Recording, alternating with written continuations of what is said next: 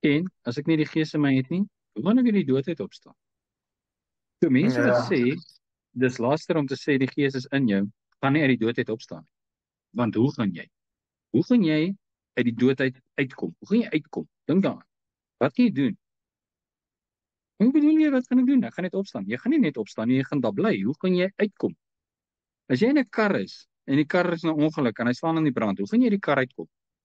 Nee, ek gaan net uitkom. Jy gaan nie gaan doodbrand in die kar. Jy moet 'n plan hê. O, weet jy, ek het al daaraan gedink. Ek het 'n brandblusser in my kar en ek het 'n hamer om die venster uit te slaan. En dis my plan om uit die kar uit te kom as hy brand. Mooi, jy het 'n plan.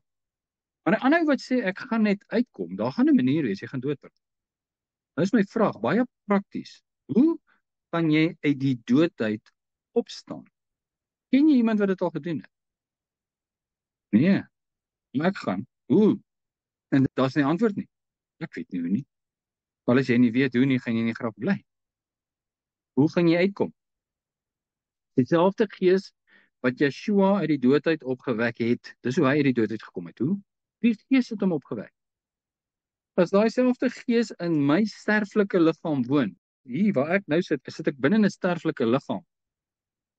En as daai Gees wat Yeshua uit die doodheid opgewek het, nou in my sterflike liggaam woon, dan sal daai Gees ook my sterflike liggaam uit die doodheid opwek as Yeshua kom.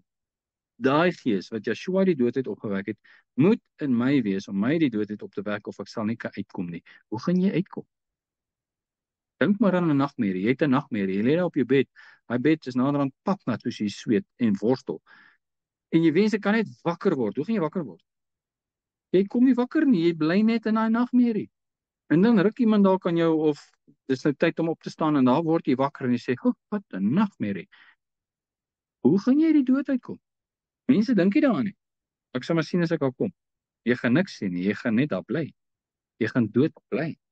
As die Gees nie in jou is nie en as jy vandag sê dis laster om te sê die Gees van God is in my, dan weet jy niks. Jy is so besoedel deur die evangelie van die Satan dat die lig in jou duisternis geword het. Dit is totaal donker. God is Gees. En die wat hom aanbid moet hom in gees en in waarheid aanbid. En as hy in my woon, is sy Gees in my. En as iemand sê dis lasterlik, weet hy niks. Hy ken God nie, ken die evangelie, hy weet niks. Hy's 'n humanis, hy glo in homself.